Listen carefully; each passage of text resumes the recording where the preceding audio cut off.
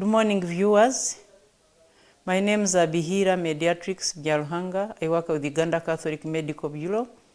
I'm here today to talk about mental health. One might wonder why we are talking about mental health today. The month of May world over is recognized as a month of mental health awareness, and we cannot sit back and keep quiet about it. So this is why I have come here today to talk about mental health. So shall start by telling you what mental health is, because most times when you mention mental health, people think of, oh, that one is mad, and this is not the case.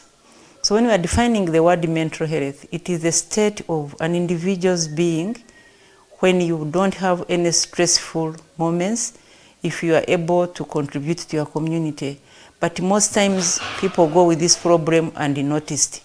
You find people saying, I'm stressed, I don't feel good, I don't sleep, I don't do this and that. That means there is an issue of mental health. So mental health has got types. There is what is called anxiety disorder. There is what is called depression. There is what is called bipolar. There is what we call schizophrenia. There is what we call hallucinative, you get hallucinations. But the most common one in our country is actually depression, especially in the youth between 19 to 24 years. And this is happening most times because they are abusing drugs. So when they think they are stressed, when they don't concentrate in whatever they are doing, they resort to taking alcohol.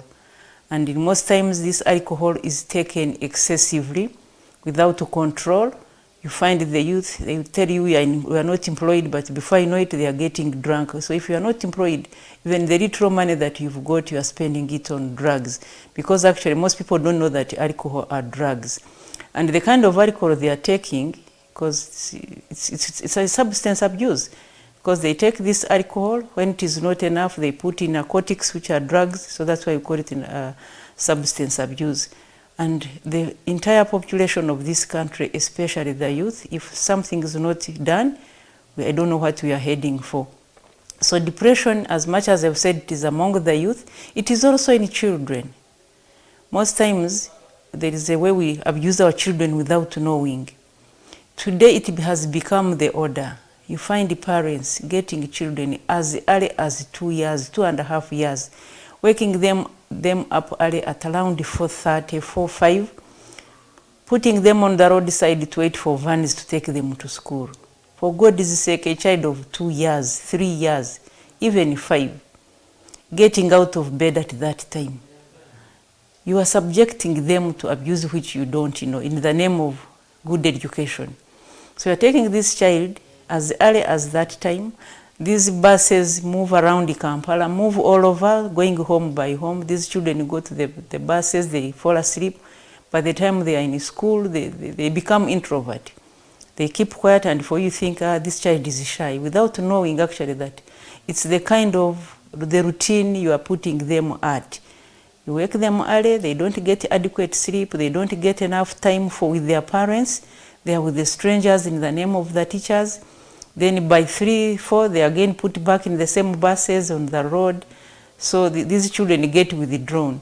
So by the time they get to upper classes, instead of studying very well, because now if they are going to the university or tertiary institutions, they resort to the alcohol we are talking about. And they start telling you how they are depressed. So this is something we should really think about before we put mental health. Because in an ordinary person in our community, when you talk about mental health, there's, oh, those people who are mad.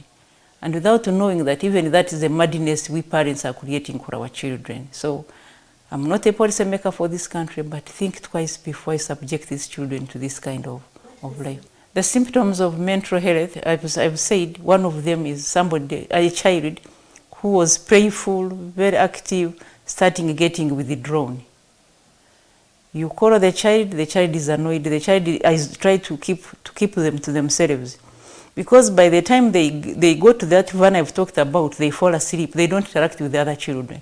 So when they come home because they are tired, before you think they are tired, day after day, somebody gets withdrawn. They tend to keep to themselves. So whether child, whether an adult, if somebody has been talking to you and all of a sudden they switch off, please try to find out what is happening. That is one of the signs and symptoms of mental health. The other one is being hyperactive. Out of nowhere, you see this person becoming more active than necessary, doing things that aren't supposed to be done. You know, somebody who would come, maybe concentrate on work, start coming, start laughing at himself, start moving up and about, touching things, then you know there is a problem. Then somebody coming to and tells you, you know, these days I don't sleep unless I take alcohol, without knowing actually that alcohol will not even make them sleep.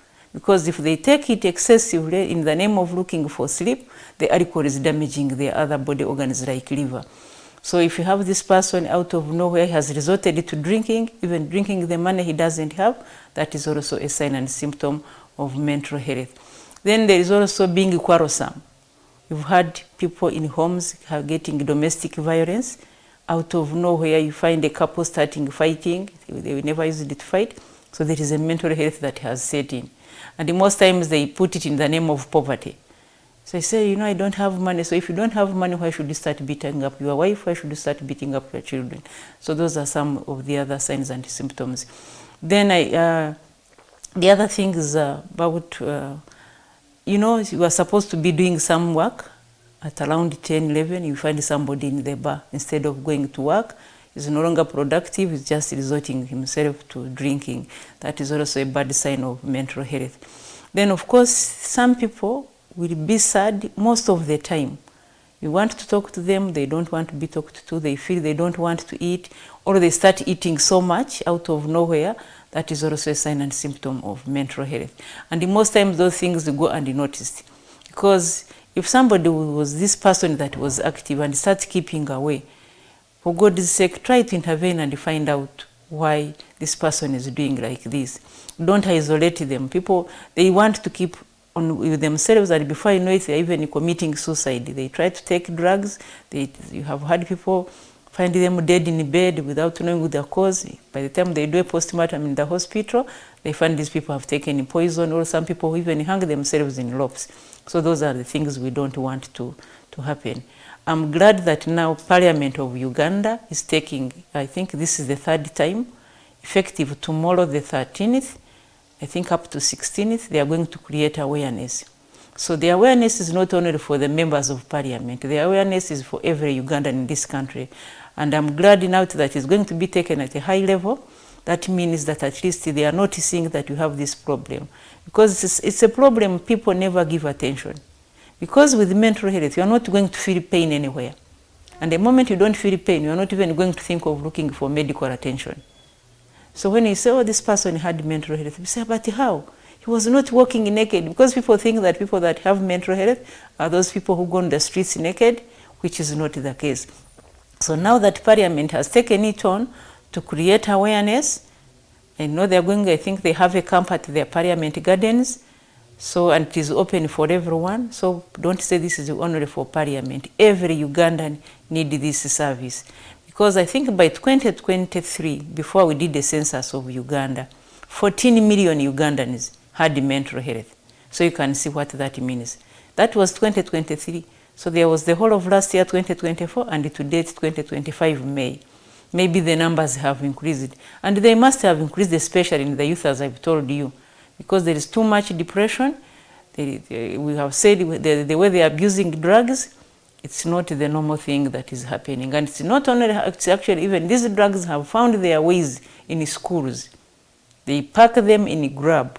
So the school administrators, now the children are on holidays, to the parents actually, first find out what company does your child have now that they are on a holiday. You know, we have said, now this is technology, they need phones. Do we know what they are doing with their phones? Do you know the kind of friends they've got? Because you hear, just imagine your child is at home, before you know it, you hear that he has been involved in an accident, before you hear it, he has shot himself. Those are the things we don't want. And of course, as I've said, it is common in the youth, but I'm very sure it is also in adults because they don't open up. We get to know, we get to get these statistics for the youth because they make news lines, they report them at school, they report them here, but adults are also suffering silently. So I hope the Parliament is going to add value to the camp they are going to put. So let every Ugandan embrace this activity, embrace this service. If you cannot go to Parliament, you get to us in the hospitals. Don't come to tell us that you are sick. If you tell us you are not feeling well, from the signs I have mentioned, if you are this person that was cheerful and all of a sudden you are withdrawing, something is disturbing you, come and talk to us, we shall be able to help you. But most times people don't want, because mental health will not give you pain, by the way. The only pain is that you are going to have sleepless nights, you are going to find yourself resorting to drinking, which is not a very good thing. And before you think, these days I have to drink, as if it is the order of the day. So my appeal to whoever is listening to us, whoever is listening to what we are talking about, go for a mental health checkup. As you go, you know, the problem is that we Ugandans, we only go to the hospitals when we are sick. We never go for medical checkup. So kindly go for medical checkup. And this time round, don't go to check your teeth, don't go to check your ears, don't go to check your blood pressure. You just go and say, so I have come for mental health screening. We shall screen you. Our health facilities in this country, the government health facilities in this country have been empowered to do screening for mental health, and it is free of charge. That is what I can tell you for now. Thank you.